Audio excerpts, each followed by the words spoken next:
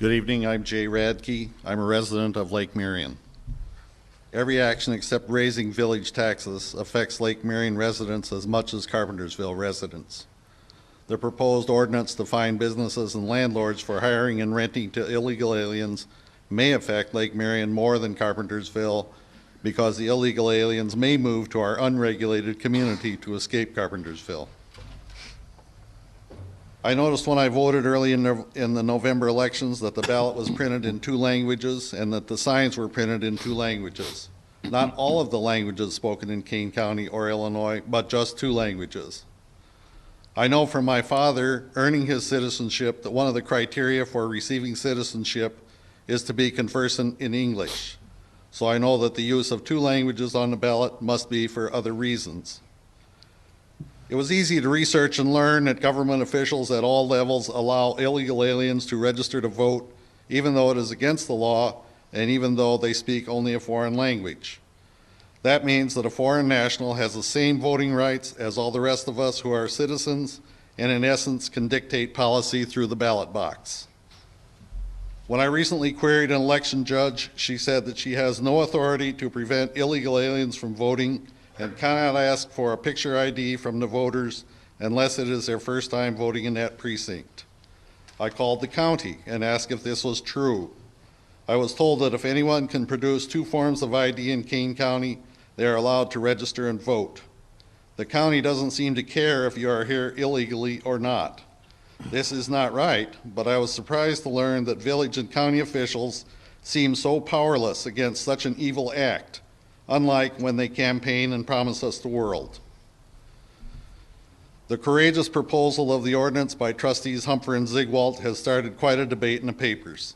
Their stand for the rights of citizens should be applauded by all of us in this chamber, this village, and in this county as the kind of act that all of our government officials should take part in. They have put the interests of the community ahead of service to themselves or any personal agenda. Some on this board may serve other masters, such as MALDEF, ICIRR, and La Raza, organizations which promise to subvert the rights of citizens. Others may hold special relationships with wealthy Carpentersville business owners who may profit from hiring illegals for substandard wages or renting to illegals for questionable rents while being subsidized by federal funds for maintenance of their property.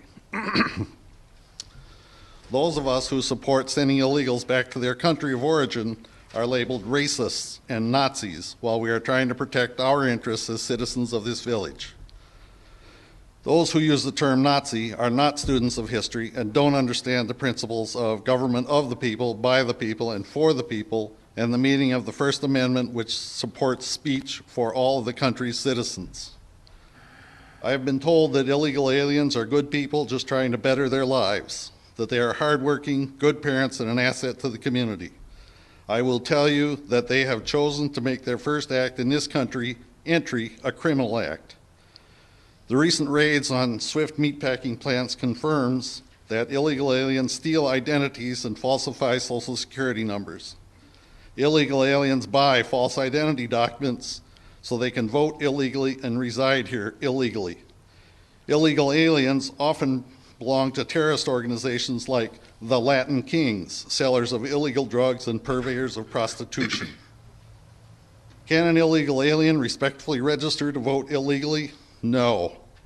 Can an illegal alien respectfully steal public money for medical care, education, ambulance service, and police protection while marching to subvert citizens' rights? No.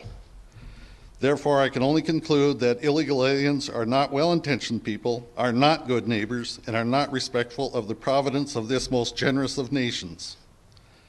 If they were well-intentioned people, they would return home to their country of origin and fight to model their country after the U.S. instead of trying to subvert our institutions and government. Thank you for allowing me to speak.